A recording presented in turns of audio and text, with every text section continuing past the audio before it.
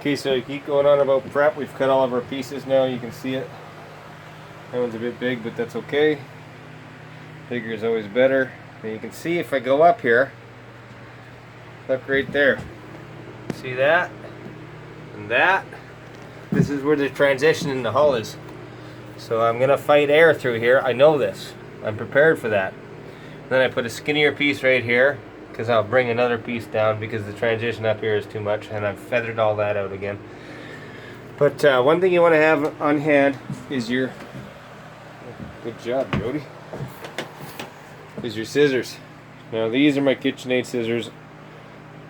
They work really good for cutting this stuff. There isn't a lot of scissors that will cut it. Also keep all this scraps out because you can use these for tabbing and stuff like that. Get them out of the way. But your scissors, when you're laying this out, and I can see right now I'm gonna have an issue right here. If I got a fold dry, I know I'm gonna have a fold wet. It won't be as bad. You know, if you look, you can kind of almost stretch it out of there with your fingers. And you do that when you've got your gloves on. Your gloves won't last too long, and everything will see everything's kind of sticking right now. It won't stick so bad when you're doing it, and you lay it down and work your way forward. If you ever worked at a skate shop when you were a kid in the 80s and you did grip tape on a board, or if you're a guy that wraps vinyl cars, you'll know exactly what I'm talking about. Unfortunately, your squeegee in this one is an air roller and one of these things. So you gotta have your prep work ready, have your scissors on hand. If it gets real bad and you can't get rid of it because you're working against time, you slice it and then fold it. Make sure you have some acetone on hand and some rags to wipe your scissors off. Keep everything clean as fast as you can. Watch the color of your resin. These are huge layups that we're going to do here.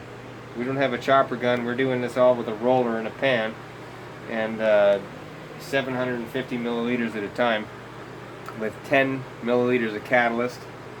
Like I said, this is going to be 1, 2, 3, 4, 4.5 liters for sure to finish this one stringer times 1. So if you look at it that way, you're looking at about 10 liters of stringer.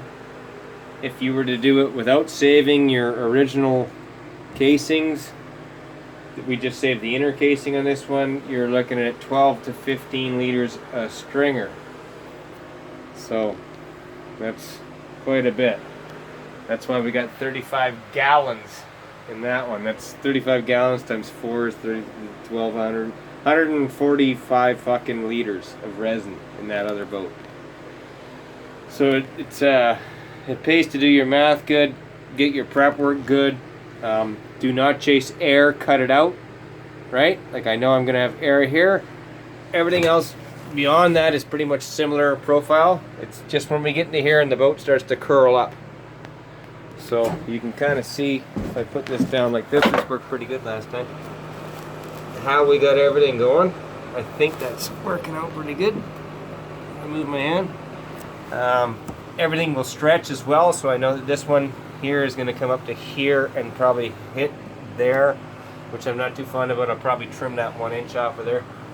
And then we'll just go nuts at it. Expect to be laying up for an hour, hour and a half for this little bit of work.